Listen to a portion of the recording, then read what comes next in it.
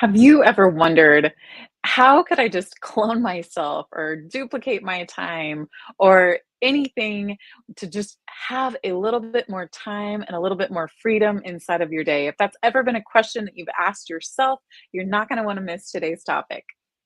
Yeah, this just showed up for me the other day. Actually, I was working on something that was a little bit more techy than I'm used to. And so I spent a lot of time trying to figure out how to connect some domains and do some things.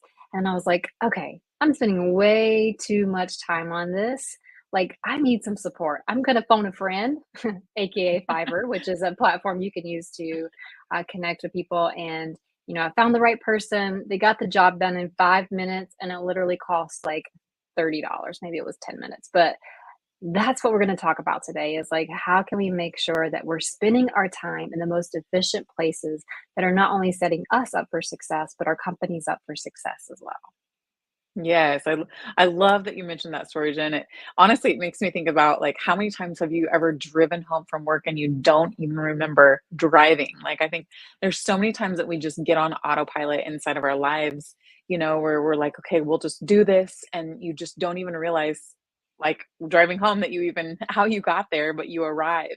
And I think a lot of that happens, the exact same way when we get inside of our business. We kind of get accustomed to what we get accustomed to doing inside of the salon, and we don't even think about like, hey, am I managing my time effectively, and am I spending it on what the most important things are? We'll find ourselves doing a lot of these tasks that, like you mentioned, could take hours, but is it the best use of our time? And so, if that's ever been you and you thought, gosh, I've been in Jen's shoes where I spent way too much time on a topic. I know I've been totally in your shoes before too, Jen. We're going to dive into some great resources and great ideas on how to discover what your value is and then how to delegate appropriately. Yeah. And some of you may even be able to relate to this. You wear the badge of honor. I can do it all by myself. And so I wore that badge for a long time too. And to understand that seeking help and asking for help can really help you when you're feeling stuck, or even when you just, know that your time could be spent in a better place, not thinking that, in that reactive mind that I have to do it all or I'm the only one that can do that. So we're going to dive in that today too.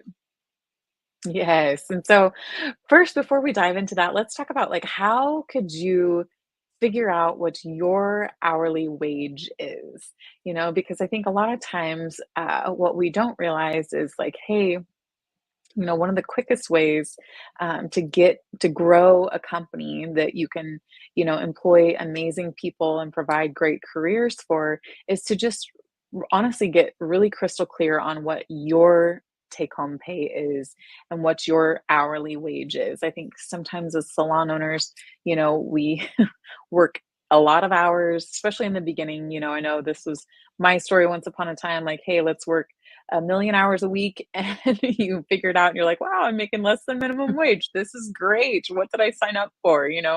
And so eventually, your goal is obviously to earn a great living and teach everybody on your team to earn a great living as well. And so I would say the first step is to just get crystal clear on what your hourly wage is. So let's just go through an example of how you would figure that out. So this is just a random number that we pulled out of a hat that, could be like a newer mid-level, wherever somebody's at. This is just a number we're throwing out there. So let's just say your take home pay is $80,000 a year. So, and, let's say that you worked like your stylist work and you only worked 32 hours a week.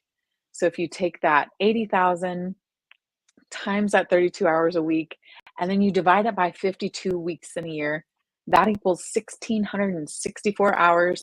Stick with me if you're not a math person. But then when you take that 80,000 and you divide it by that 1,664 hours, that gives you an hourly rate of $48 an hour. So that's just a really important number to know when you're looking at doing a task. If you're going to be spending, your time on it, are you putting that money to the best use, or could you be using your time for higher good that could increase, more abundance for everybody around you? Yeah, because I think when you understand your hourly wage as a business owner, it helps you to make decisions based upon what tasks you can prioritize. And so, like, if you think about it, like Lindsay used the example, we got $48 an hour. And so, let's say, you were going to create some emails, but you know that somebody could do it for you for $25 an hour.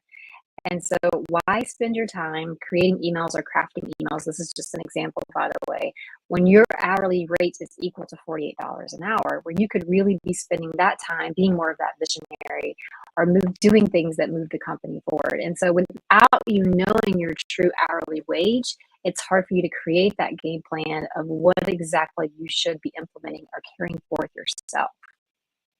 Yeah, that's so good, Jen, because really there's, you know, basically two different types of tasks.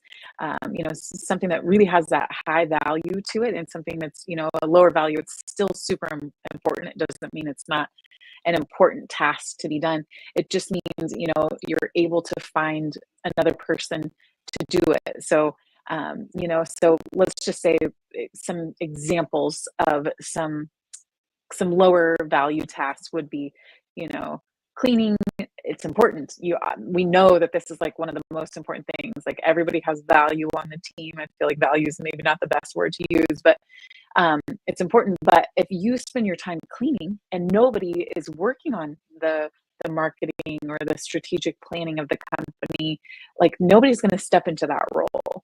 And so you really have to get crystal clear on like, you know, cleaning, maybe QuickBooks, whatever it is for you that you're like, okay, I could find somebody that I trust to pass this hourly rate is so that I can really focus on that bigger picture. Maybe it's like implementing some new stuff in your education plan. Just really making out a list of all of the things that you're doing right now and assigning like, hey, is this high value or low value? Like, who do I need to find to delegate this to?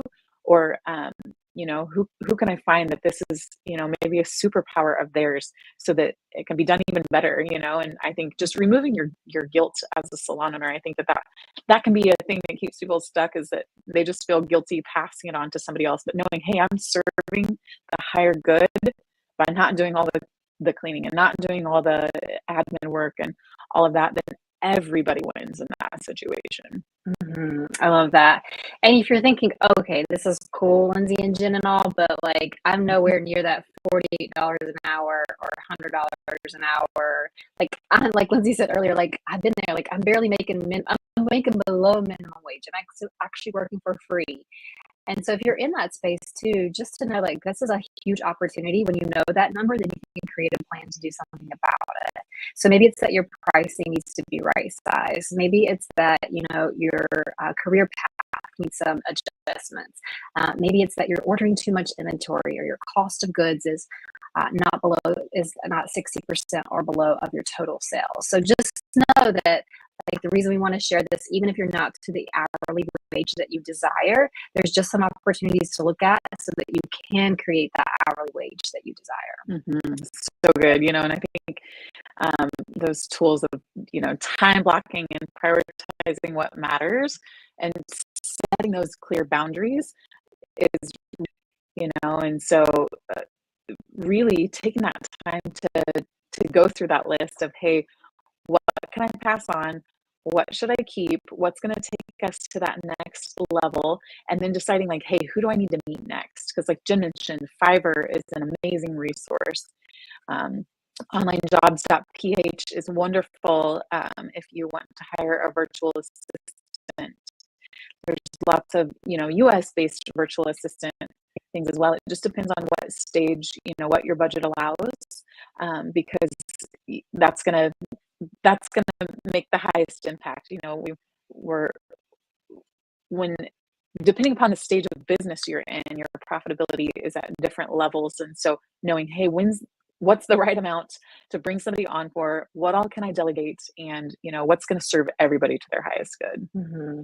Yeah, I love that you said that because it also brings me to the thought of automating things, like just looking at your systems and processes, making sure that like there's automated marketing emails going out, that you have somebody doing that, like automated inventory systems. So the more that you can create those automations, the more likely your company can grow to a more scalable size too. So just taking a look and seeing, hey, I'm spending, 15 minutes calling back all these new guests to check in on their experience, where a virtual assistant could be doing that, or you could even create an automation for that. So just looking at it from that standpoint of how could I automate this so that I could gain back some time too. Mhm. And if you've bought back your time in some way, we'd love for you to share it with us. You can send us a DM on Instagram, any social media outlet, really, or email us at hello@salonbusinessschool.com. We would just love to hear how you have, really just taken back your time. Because, I think when the more time you start to take back, the bigger the vision that you can start to create, and the more people you can start to create successful career paths for. And I like to remember my first year inside of the salon industry, where I only made $3,000 my first year, and thinking, hey, like, we can change this story forever for everyone. And so when you become that person who has that clear path, you can show people the way. Like, really getting selective with your time is going to be the most valuable tool to get you to the next level. So, if you want any additional resources, also feel free to reach out to us. We'd be happy to provide those for you. Yeah, and I love the quote that says, when you feel like you have everything going on or you're doing everything, it really equals to you have nothing going on, because your brain is so focused in so many different directions, it doesn't even know the crystal clear path of what you're really trying to create. Love that. All right. Thanks for tuning in. We look forward to seeing you soon.